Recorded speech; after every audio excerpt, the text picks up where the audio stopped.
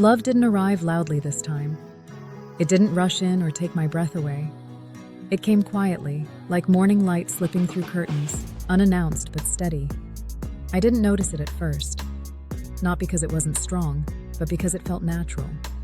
As if my heart already knew this was something it didn't need to fear.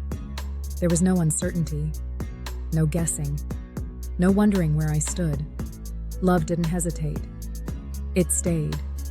It showed up in small moments, in shared mornings, in laughter that didn't fade quickly, in silence that felt safe instead of heavy. Nothing needed to be proven. Nothing needed to be chased. This love didn't ask me to change.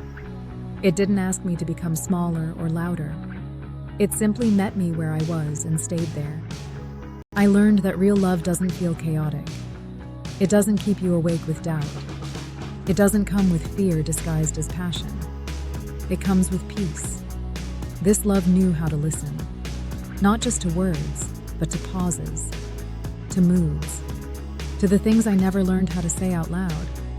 There was comfort in knowing I didn't have to hold back, that my honesty wouldn't scare it away, that my quiet days were just as welcome as my happiest ones. Love stayed when things were ordinary, not just when they were exciting. It stayed through routine, through slow days, through moments that didn't feel cinematic but felt real. I realized something important. Love that stays doesn't demand constant intensity. It doesn't need fireworks every moment. It needs presence, consistency, choice. This love chose me daily, not with words but with actions, with patience, with effort that didn't feel forced. I wasn't afraid to imagine a future anymore. Not because I needed certainty, but because love made space for it. Gently, without pressure. There were no what-ifs haunting my thoughts. No unanswered questions. Only a calm knowing that whatever came next, we would face it together. Love stayed when things were imperfect. When moods shifted.